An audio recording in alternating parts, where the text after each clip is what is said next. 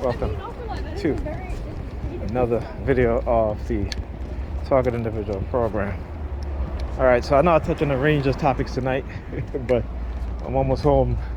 So anyway, so I got my Pam today, and all of a sudden she comes in, after doing whatever she's doing. I mean, she was cooking and she finished, what have you. Then she goes to the kids, Ethan, you have any homework? And I'm just like, why is she acting like this? Right? The whole week, she never asked the kids about their homework. So yesterday when I got there, I had the kids read and study. I actually did some, Friday I did some reading exercise with Alyssa. And then today I did some math exercise. Yesterday I had them read also. And today I had both of them read and study. And I was doing, like I said, do some math exercise with Alyssa. All right? So then now, again, you always got to have her try to start an argument. I'm trying to tell her things again. Anything I try to tell her that's, beneficial for her in terms of with the kids, she always puts it on me, right? It's all my fault, about how, the kids doing bad in school is all my fault because I told her, she had to, take 2 weeks off to, find a babysitter for the kids and whatever. Listen, I gave this woman months. I told her months. I said, listen, you need to start looking for a babysitter. Because again, I said to her, we were in a relationship, you cheated, what have you, so you don't want to be in a relationship no more. And yet I still continue to come there, do what I was doing, cook and stuff for the kids, right? I said, but then you started with the disrespect, right? You started disrespecting me, when you were going out with your coworkers or whoever the hell you was going out with. And I told you, okay, I need you, I'll watch the kids, but I need you back here at a certain time so I can leave. You would stay and then tell me, oh, I wasn't thinking about you. I was having too much fun.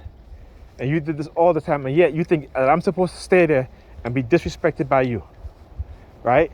Because whoever you're seeing, digging your back out and you come in and you try to use me as a whipping boy, right? And I said, no. I said, I didn't just leave. I told you. I told you months. And then every time you're like, well, I haven't found somebody yet. I said, okay, I'll give you another 2 months, another month, or what have you. Until, again, your disrespectfulness, right? But yet it's my fault. Like I said, they got particularly Negro women always pointing blaming, right, black men for the shit that they do, right? For the bad mistakes that they do, for them not listening. When we're telling them the truth, okay, and they ignore us. When they're, like I said, I helped support this woman for 3 years while she was going to nursing school. And as soon as she got her nursing degree, she turned around and she says, fuck you, Nigel. I don't need you anymore. I got my degree, I got a job, I got a good paying job now. I don't need you, right? But I do need you to come and take care of the kids for me. I do need you to cook for the kids and cook for me. I do need you to do my laundry. I do need you to clean my house, right? And then you're disrespectful to me and then again trying to blame me. See, they've got these women so, particularly those, like I said, you're talking about those religious officers, these criminals on the police force who call themselves Christian. Like I said, they should, any religious pastor of a church should not be a police officer. They should not be a police officer. Okay? These are the same people who talk about they believe in the Constitution, but then when they get in the position of authority, all of a sudden they don't believe in church and state, right? But when the state want to tax their ass, they say, okay, well, we believe in church and state now, right? We believe in church and state, okay? Right? So again, just as religious people do, particularly Christians, they do shit to suit their narrative, their agenda, right? And then want to claim persecution while they continuously persecute other people who don't believe what they believe in, okay? Who have a difference of opinion, right? And because, again, particularly the Negropeans and the white supremacists and black skin. These are the most dangerous for us as black people. We're dealing with white racism as a whole. Yeah, I know. Turn your lights on, turn them back off. Fuck you. Whatever. You know what I'm saying? They don't. You know what I'm saying? Like they are the because they look like us. They look like us, but they're white supremacists. And when they're with their white counterparts, they're the most vicious. Okay? They tend to forget that they were once young and black. That they themselves was to be pulled over by white police officers walking down the street. Right? Okay? But they get on the police force and they're conditioning. Again, go and read Nam Stomp book, Breaking Bad. Like I said, I don't hold them 100% responsible for a lot of the shit that they do within their own to their own people, because I understand it is the conditioning, right, of the police academy. It is the conditioning that disconnect their association from us as black people, as Negropean people, from the community in which we live in, that they lived in, or they still currently live in. And they put on that badge and that uniform, and all of a sudden they think they bleed blue. No. Time and time again, they keep showing you that you don't bleed blue, you will always bleed black. Okay? Because like I said, right, white police officers can get away with a lot of shit. You can't.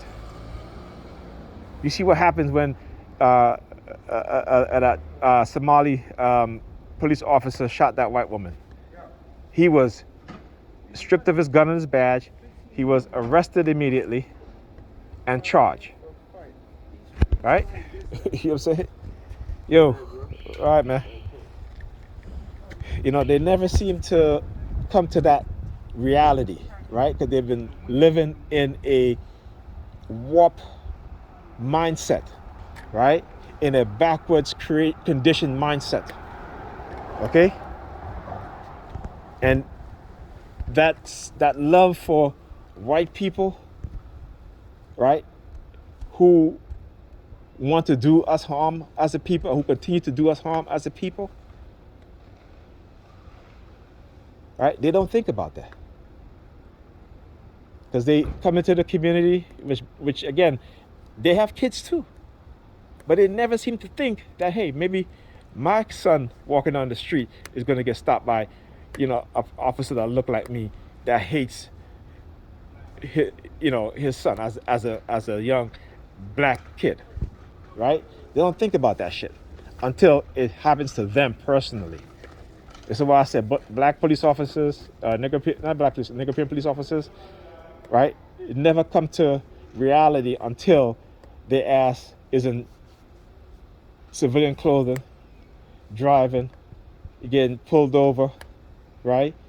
Even though they say that they're police, the white police officers don't believe them, right? And even when they show the gun in the badge, there's still a disdain, a level of disrespect that's there. But they don't see it, right? Because guess what? As with all Negropeans, we just gotta go along to get along, okay? We just gotta get along to go along, right? You know what I'm saying? It's like, it's one of the greatest and saddest thing to watch and see when my people condition in that way. And yet they become predators, just like the white police officers, on their very own people, but are disconnected from us. They're even disconnected from their own children. Okay?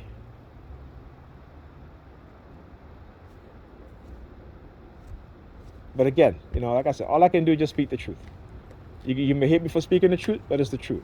And really and truly, I don't give a shit whether you like it or not, but it's the truth. You can't dispute it. Okay? You can't argue against it and say that's not true. Right? Because it is the truth. You can't deny it, even though you may try. You can refuse to see it, but it's there, right in front of you. Anyhow, I'll talk to you guys in the next video.